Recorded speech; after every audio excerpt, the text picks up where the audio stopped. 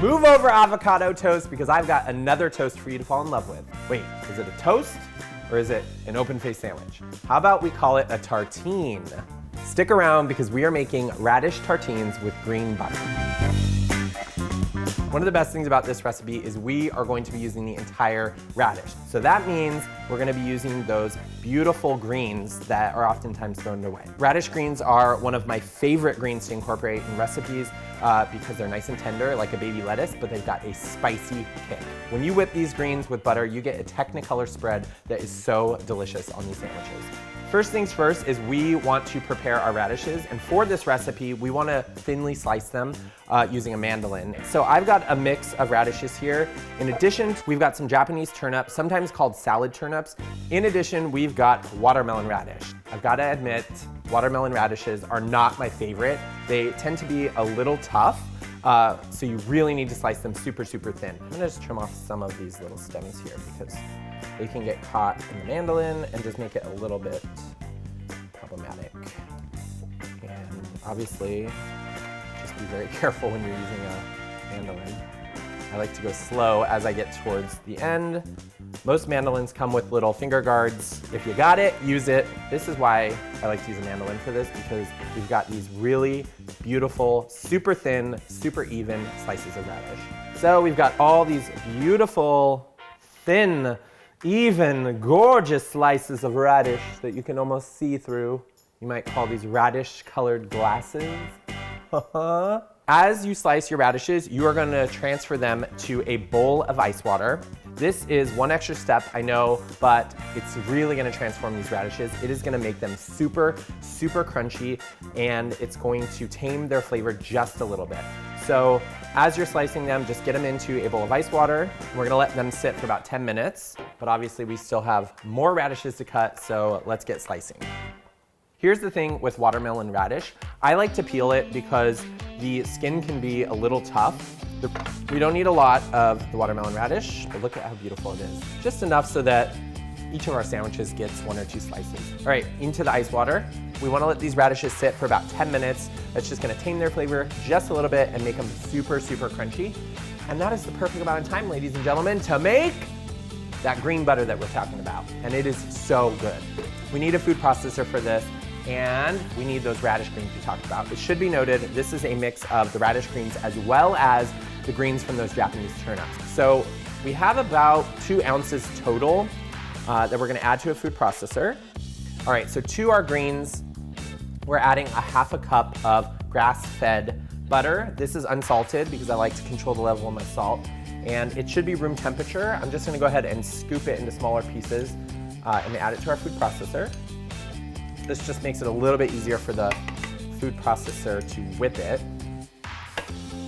We've got our handy dandy rasp grater. We're gonna go ahead and grate in some lemon zest. We also wanna add 1 small garlic clove. Without a doubt, the food processor does not always puree or mince up the garlic, so I always like to finely grate it anyways. We need a little bit of flaky sea salt and some freshly ground black pepper. And we are ready to whip. Whip it. Whip it good. You must whip your butter with your greens. Maybe once or twice while you're pureeing, just scrape down the side of the bowl to make sure you are mincing up all of those greens. It smells so good. One more time. It's so green. Let's see what this looks like.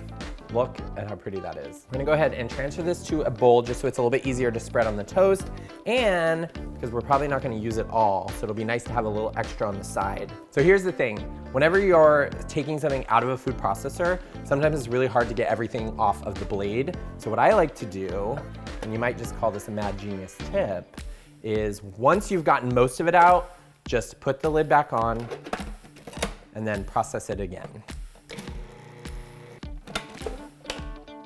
I don't know, did it work? Oh yeah, it did, look. It's all off the blade as much as we can get. You also wanna just make sure that your butter is well seasoned, so let's give it a little taste.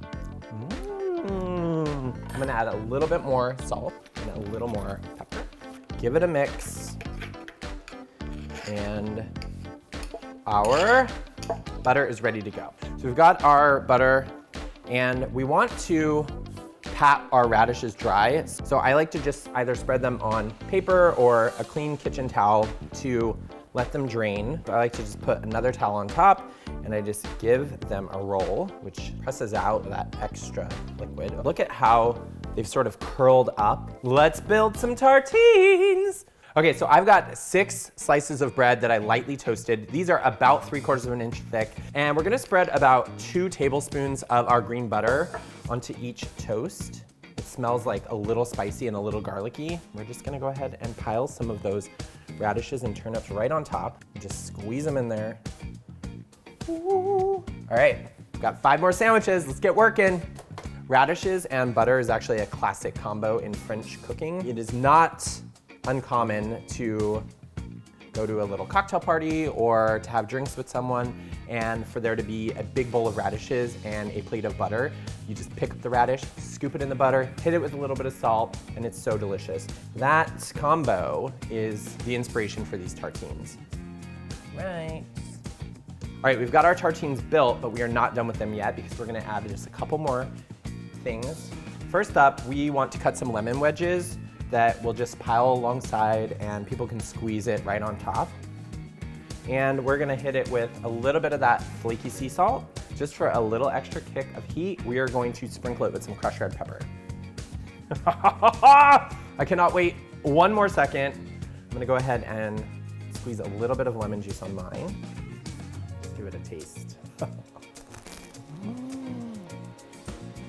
This is screaming spring. The greens from those radishes and those Japanese turnips just takes that whipped butter to the next level. I mean, it is so flavorful.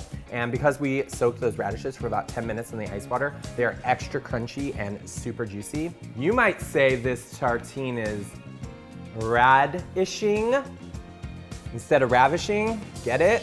I know, I'm done. Okay, I'll see you later.